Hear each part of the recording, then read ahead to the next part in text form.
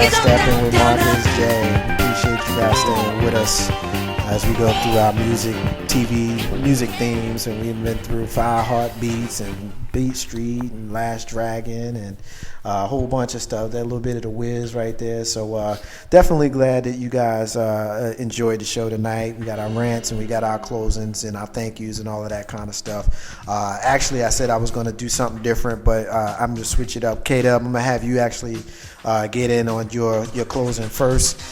So why don't you give me what you got, and then we'll let you go. Oh, all right. You know what? This is what I wanted to say, man. Over the last couple of weeks, especially after the Trayvon Martin judgment or what have you, which, if you notice, that's died down. People ain't all up in arms about it, like I told y'all. But anyway, I digress. I've been really getting into just doing a lot of research in regards to us as African Americans, our history. Anybody that knows me may have saw a post that I put on Facebook recently in regards to checking out two particular movies called Hidden Colors and Hidden Colors 2. I would implore anybody that has access or the ability to try to get those particular documentaries to take a look at it. And it basically teaches or basically enlightens us to what we need to know about our history and not necessarily his story. You know, a lot of backstories, and it challenges a lot of the things that we've learned growing up, and challenges a lot of the things that we see on a day-to-day basis that will make you think twice or just, you know, have a deeper perspective of what's going on around you. I would implore anybody to check that out, and then also, if it moves you the way that it moved me, have your children or your younger generation, nieces, nephews, or whomever, check it out as well, and allow it to create a dialogue. And you know, I say all of that to say this, man. We need to really start being conscious of our history, because if you are fortunate enough to have grandparents, great-grandparents, and they've shared different tidbits of history that they've experienced or what have you, I think that now that we have children having children, we're starting to lose a little bit of that history. And, you know, in order to know who we are, we have to go a lot further back and in depth in our history other than what's being taught in school. We have to take it upon ourselves and know who we are as a people and know who we are as individuals and understand our greatness and the things that we can achieve by just knowing who we are. So, you know, again, if you have the opportunity, check out a documentary called Hidden Colors and Hidden Colors 2. It's a little lengthy to put both of them together, but I definitely would say that it will spark a lot of interest. And that's my rant, and peace and love to everybody out there that know me and hear my voice. That's what it is, bro. Thanks for being with us. Thanks for being part of the show. We'll be in contact with you soon. Take it easy, man. Samodi B. All right, Samodi B. Peace. All right, Tony, it's time for you to give me your closing. What you got, girl? I just want to say, of course, as always, had fun with you guys tonight. And a couple of things. One, ladies, there's nothing wrong with wearing weaves or fake eyelashes and the like, but do so in moderation. Like, if you can't really open your eye because your fake eyelashes are that thick and heavy, like, I think the point of those things is to maybe enhance what you already have. So just be conscious of what you look like. Like, have pride in yourself and realize and accept your natural beauty. And, you know, again, it's nothing wrong with enhancing it, but just be aware of yourself. And the other thing is, parents, get your children involved in activities like physical activities, because as we know, there are way too many adults who are overweight in this country, but kids, I mean, it's bad to see. There was a little girl at church yesterday who couldn't have been more than like 4 years old. And there's no reason and some people, you know, might have a little extra baby fat, but get your kids active, like physically moving, you don't have to be running, doing soccer and football and baseball all the time, but get them involved in things. Take them to the park, take them for a walk, bike riding, things like that. just get them started now so that as they get older, being physically active won't be foreign to them, and they'll actually grow to enjoy it. So that's it. Everybody be safe. Have a great week. You got it. Ain't no half stepping Marcus J. That's Miss Tony with her rant. We appreciate it. Thank you so much for being here and part of the show. As you join us every single second Monday of the month, and we appreciate your contribution and you being a part of the crew, so thank you. Ain't no hashtag with Marcus J. It's time for Carlton Banks. Carlton Banks, it's time for your rant and your closing. Tell us why it's unusual, man.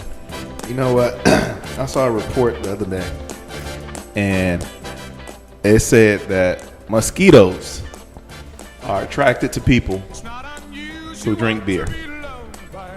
Now, mind you, I drink beer. I blame my neighbors. I go outside, you want a beer. I come home from work, you want a beer. I cut the grass, you want a beer. Wash the car, you want a beer. Kids outside playing, you want a beer. I'm just walking back to the car to go back to work, you want a beer. All that to be said, I'm sitting in my neighbor's backyard and I got ate to something up because I thought I put on some Skin So Soft, some Off, some DDT, and dryer sheets to keep the bugs off me. Ain't nothing that worked. To the people that told me that dryer sheets work, I got 3 letters for y'all, and y'all can take those 3 letters in any way you want to. However, I'm going to give it to you in this form, KMA, because you LIED. To those people who told me to use Skin So Soft, I can't tell you how the Skin So Soft ended up on my skin and how fruity or icky I felt and smelled. I don't like y'all. I'm going to stick with what I know has worked. Yes, it may cause cancer. It may cause an extra hair or something to grow on my leg, but I'm going to use Off and cut it to the day I die. Even still, it may not have worked, but I feel more confident in a product that you sold me versus some of these home remedies of drinking vinegar and everything else that you guys try. Okay, yeah, drinking vinegar. Apple cider vinegar is a cup a day or a teaspoon a day is supposed to taint your blood, so it makes it not so good to the mosquito. I think it's the beer. So, in other words, I still gonna drink the beer that my neighbors offer me because it is fun to drink beer with your neighbors if nothing else has happened. And to those who told me about those, home mother-made remedies, KMA. You're not gonna let me know that you're done. You're gonna just drop the mic. You're not gonna say that's my little cone. Like, that's my signal that you're done. Oh, my bad. So can you say it? Okay, that's my little corner. That's my rant. That's all I'm gonna say for right now. I can keep on going, but then you're gonna get mad at me because I keep rambling. Hey, look, and man, then you're gonna be ready to cut me off and cut my mic off, like because I see your fingers over by the keyboard and whatnot. You're the one that I'm surprised is even here to do a rant. You normally run out the door. I've been looking at the time. Yeah, I know. I mean, we the flagship show, so we get to go over from time to time. So, which has been more times than not lately. But anyway, let me go ahead and kind of get my thank yous out. I want to thank. Of course, Tony for being here, Carlton Banks for being part of the show. I want to thank the listeners, everybody that's on MixLR, everybody that's on Loud City, everybody that's on Winamp, and of course, TuneIn. We appreciate it. You got us walking around in your pocket listening to it. Special thanks to Simone, Joy, Said, Tamika, SY, Hakeem, and K-Dub, who all put comments in on the MixLR page. I want to have a special thanks to all of you guys. I also want to keep you guys abreast of the boycott. I said that I would mention this every single week. Boycott of the major businesses on Black Friday.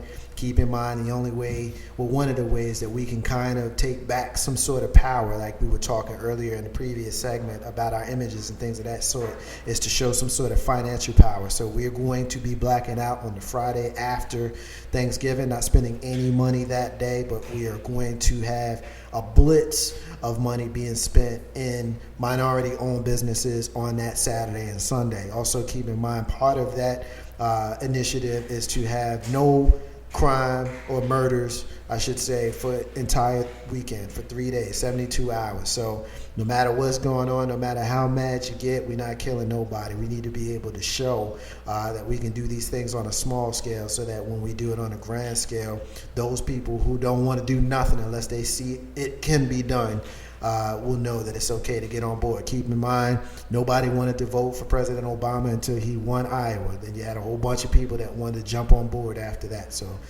keep that in mind. Anyway, it's time for me to get to my rant.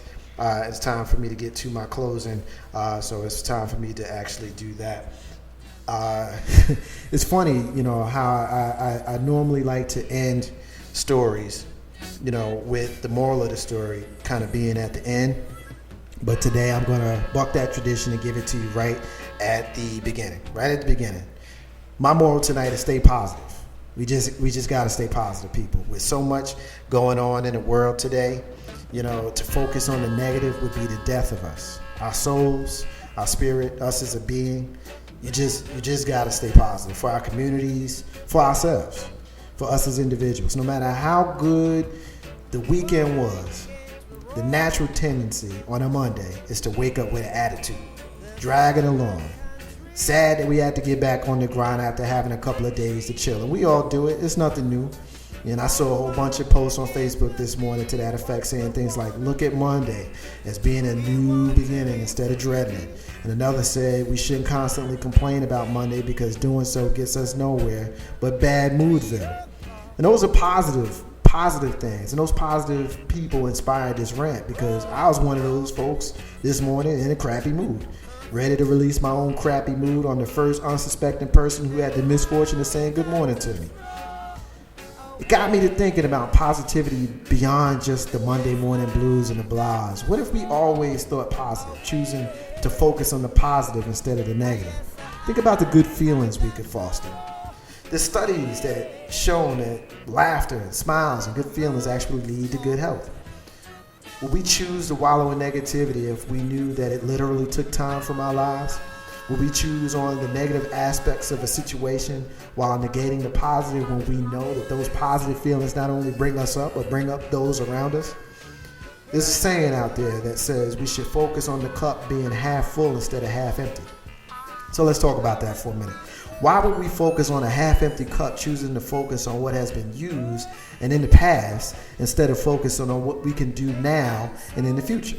The cup is half full. Let's focus on what's left, what's half left, and what we can do with the resources that we still have remaining. No one wants to be around negative Nelly, and we all know that person. We see him in the morning and we see him in the crappy mood, so we want to avoid him, but because we know that they'll inevitably bring us down, we already in a crappy mood, so we got to stay positive, say positive things, do positive things. So let's encourage each other. Let's build up each other instead of tearing each other down. And there's a saying, if you ain't got nothing nice to say, don't say nothing at all. But I want to get rid of that and always try to say something nice, or at least sandwich constructive criticism with something positive. If you clowning and having fun, that's one thing. But in a serious moment, positivity should always be the way to go. And I know better than anybody how hard that is. And I also know how hard it is to remain positive in the face of frustration and a downright bad mood. But we just got to try. And by my own admission, I'm a misanthrope. I know I am. But I try. And I think if I could try, at least be aware that I'm cranky, then we can all do it. One of the things we learn in management training is to sandwich the bad inside of the good. So you start with good, and if there's bad, be real, of course, keep it real, but always end on a positive note. You'd be amazed at the effect that you could have on a stranger or even a loved one if you thought of it that way. So next Monday, when you wake up with the Monday morning blues and blahs, instead of thinking about how much Monday sucks and how much you don't feel like going to work, try thinking about how awesome your weekend was, or how awesome you can make your Monday or the Monday of somebody else. And be surprised at the release of endorphins that you get, leading to the positive feelings in you and the goodwill you'd establish with someone outside of you. I focus on Monday because today is Monday, but if we follow this simple principle of positivity every day, we'd all be happier people. And I truly know that. So stay positive, people, even when it's hard. Actually, especially when it's hard. You'll be a better person for it, and you just might make the day of somebody else. That's the Murr, Marcus's unrelated rant. It ain't got nothing to do with what we in here talking about today. It's the end of the show. I want to remind everybody that independence is the key to building your legacy. I also want to say peace to all the stars and all of the squares. In the abundance of water, y'all, the fool is thirsty. Those are the words of Bob Marley, who you hear singing in the background. Ain't no half stepping with Marcus J. We'll be back next week. Peace.